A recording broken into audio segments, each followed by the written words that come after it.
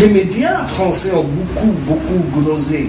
Il y avait des reportages, comme toujours, quand il s'agit de l'Algérie qui a une crise algérienne. Alors on a commencé à faire parler, tout individu ou tout groupe qui voulait se présenter devant la caméra pour passer et dire son mot. C'était, c'est quoi la revendication du mouvement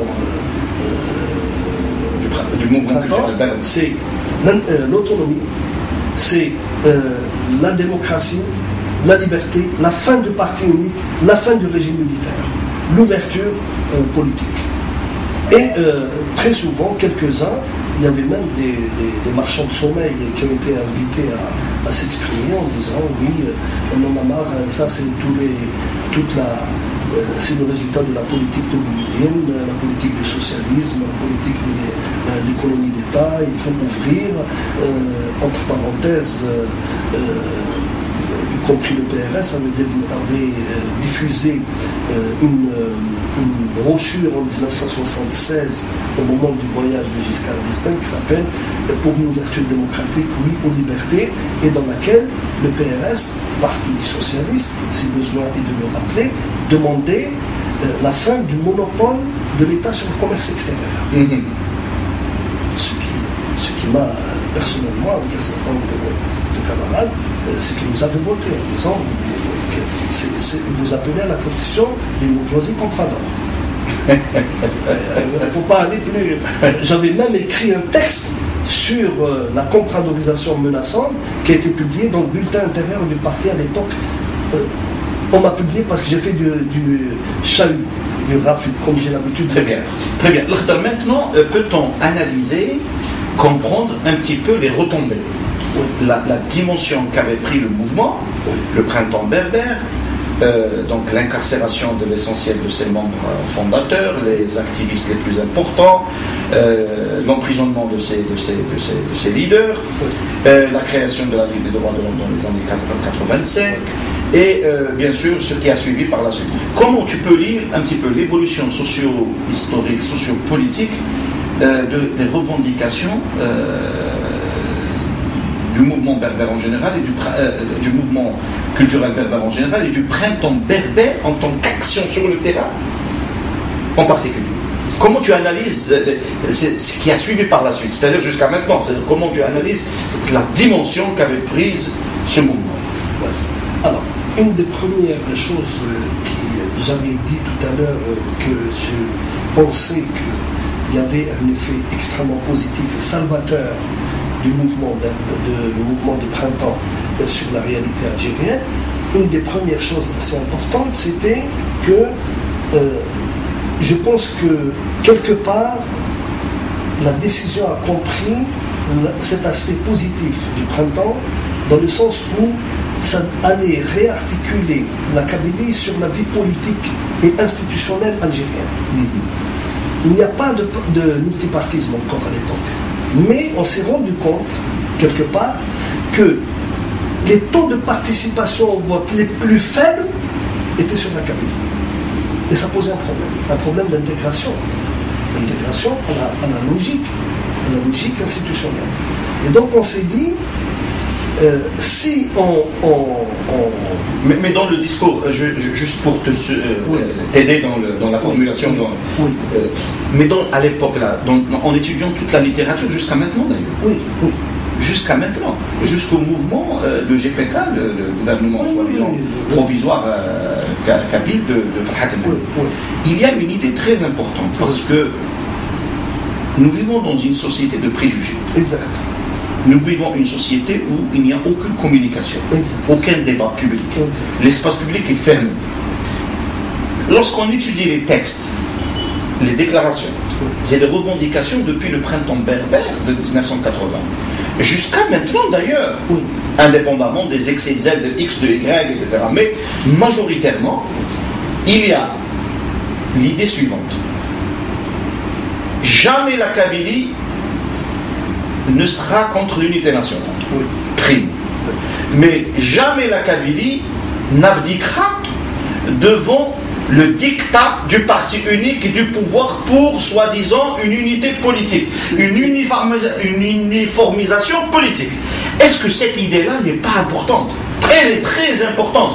C'est-à-dire vouloir dire au monde que la Kabylie reste. Elle est à l'intérieur. C'est la Kabylie qui est à l'intérieur de l'Algérie et non pas l'Algérie qui est à l'intérieur de la Kabylie. Exactement. Absolument. C'est très juste. C'est très ça, tout à fait. J'allais tirer la couverture à moi. Je pense que c'est exactement ce que j'ai voulu dire. C'est affirmer que la Kabylie n'est pas cessible de l'Algérie et elle n'est pas à isoler, parce qu'il y a deux façons de la circonscrire. Soit complètement la fermer, en faire un ghetto, c'est ce que le pouvoir a tenté de faire, soit de la montrer comme une région de sécessionnistes qui n'a de préoccupation que de se rattacher à l'extérieur. Est-ce que tu permets que j'appuie cette idée par un passage bien sûr. Très important, que je considère fondateur et visionnaire, clairvoyant, sage, de quelqu'un comme Mouloud Mamri. Oui, Mouloud Mamri, l'idée du non-passage de l'approche culturaliste, c'est-à-dire ethno-anthropologique, à l'action politique, parce qu'il avait peur, il l'a dit.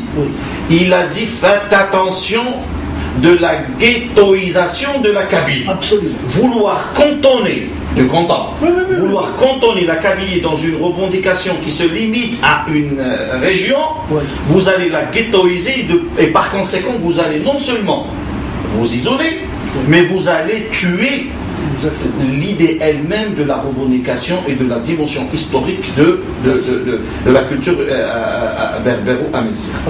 Est-ce que cette approche, mais je la trouve vraiment extraordinaire chez quelqu'un comme... Elle est très très pertinente. Très pertinente. Malheureusement, l'image qui va être faite de Mouloud Mamri ne résistera pas au temps. Parce qu'elle n'est pas dans la logique véritablement émancipatrice, pas de la Kabylie seulement, mais de toute l'Algérie. Parce que la logique du système, c'est une logique de manipulation. C'est une logique d'atteinte essentielle à toute démarche de nature émancipatrice qui promeut les libertés fondamentales, la démocratie, etc. Ce qui fait que en l'espace entre le mouvement culturel berbère, le printemps berbère de 80, et la mort de Mamri qui intervient 9 ans après, il est mort en 89, au printemps 89. Entre les deux, son image, elle était au sommet au moment de 80. Elle s'était complètement disloquée en 89 quand il est mort. Pourquoi? Parce qu'entre-temps, un phénomène a été mis en valeur et focalisé sur la Kabylie. On a voulu montrer, y compris au monde, et beaucoup de Kabyles ont joué ce jeu-là et sont complices. Je prends mes responsabilités dans ce que je dis. Je n'ai pas d'informations. Ce ne sont que des conjonctures, c'est-à-dire des essais de clarification. Après la Kabylie qui danse, est venue la Kabylie qui pense, et après la Kabylie qui pense avec Mouloud Mamri, est venue la Kabylie qui chante. Et le leader aujourd'hui, quel qu'il soit, c'est Martoub Lounes. Martoub Lounes a détrôné auprès des jeunes.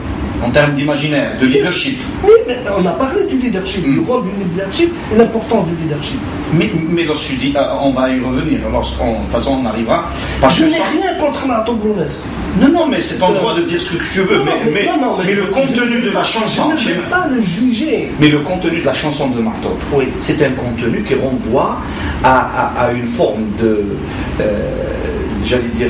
d'interprétation musicale, d'un discours intellectuel, culturel, qui a été développé par Mamri, par tous les ancêtres, les aïeux de Martoub. C'est-à-dire, dans le contenu de la chanson, c'est pas la chanson c'est la chanson, t'as l'engagement, t'as la résistance, Mais tu es un homme de médias. Tout le monde te le reconnaît. Il il y a des choses dans la vie, et des images, y compris des films, des séquences filmées et télévisées qui sont très significatives. En 1975, la seule personnalité qui est apparue à la télé algérienne, à la télé française, pour parler des rapports algéro-français au moment du voyage du Giscard, c'est Moulay. C'est Moulay. La seule personne du milieu artistique qui va passer à la télé française, c'est Marteau Bounès. Moi, je pense que tu exagères un petit peu, si tu permets. Parce qu'avant même l'arrivée de Marteau Bounès, parce qu'il est plus jeune que d'autres, il ne faut pas oublier que dans l'histoire du mouvement lui-même, il y avait une figure très importante dans l'imaginaire de la chanson engagée, chanson kabyle engagée, qui est merveilleuse. Il y a Ait Mengellet. Il ne faut pas oublier que Ait Mengellet était un homme engagé. Sur un plateau de télé. C'est pas une question de plateau. Moi, je parle de l'engagement. Maintenant, je parle de l'engagement. Nous sommes en train de parler de la fabrication de la figure emblématique. C'est la figure emblématique. Mais avant même Martoub, il y avait la figure emblématique de la chanson kabyle. Je parle pas de ça. Était Ait Mengellet, était Idil, était Farhat Menni, était dans les anciens Azem. Suis ma logique, s'il te plaît. Suis ma logique. Non, je vais la suivre ta logique, mais je ne voudrais pas que tu m'imposes ta logique. Non, je t'impose pas. Oui, mais d'accord, je plaisante. Je vais suivre ta logique. Moi, je parle en termes de médiatisation, une médiatisation politique du fait culturel. Il y a eu 2 médiatisations politiques du fait culturel. Kabyle, à travers la télé française. 75, Mouloud Mahamri, dans, à l'époque, le déplacement d'un chef d'État français, Valéry Giscard d'Estaing, qui se targuait d'être Monsieur Démocratie, Monsieur Réforme. C'est comme ça qu'il se présente. Il a beau avoir des accointances et d'avoir, au vu et au su de tout le monde, fait allégeance au dernier des empereurs africains, Jean Bedel Bokassa. Bokassa, oui. Ça, c'est son affaire. Mais, quand Mouloud Mahamri prend la parole, il dit il y a un certain nombre de choses qui sont tout à fait faisables entre l'Algérie et la France, dans le respect mutuel. Et il dit une chose très importante qui lui a valu une campagne de presse des plus indignes dans la presse algérienne.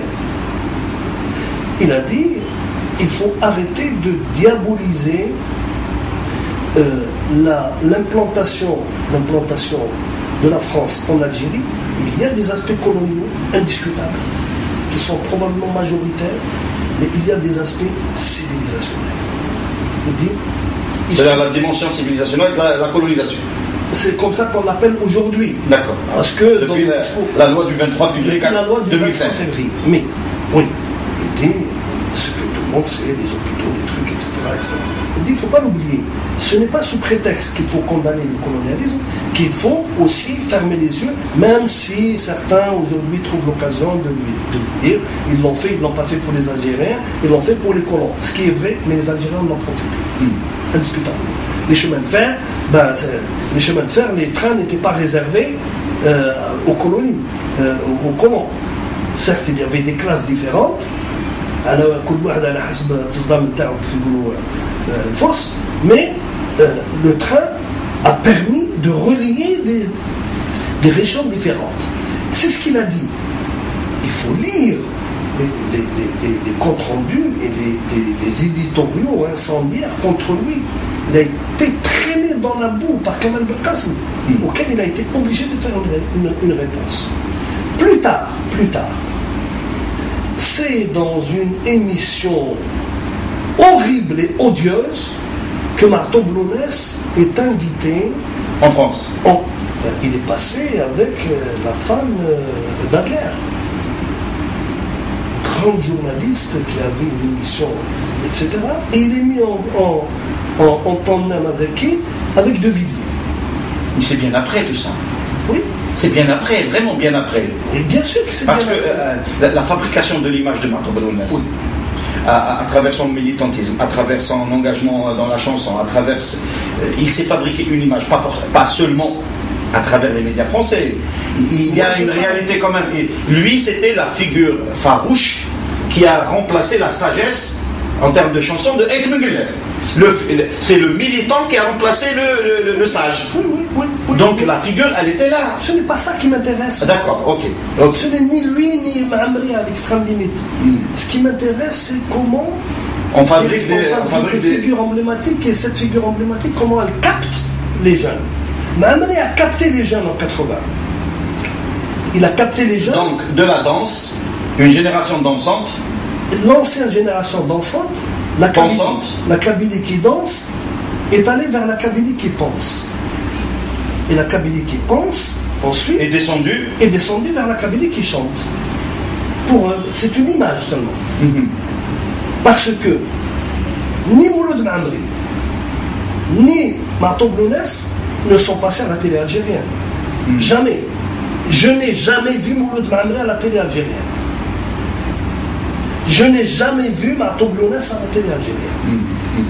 Je n'ai jamais vu Katou Biassine à la télé algérienne. Mais ça, c'est le problème de notre système. Par contre, il y a une communauté très importante de Kabyles en France, et à ce moment-là, quand on passe à la télé, au journal télévisé, ce n'est pas une émission, c'est le journal télévisé de 20h.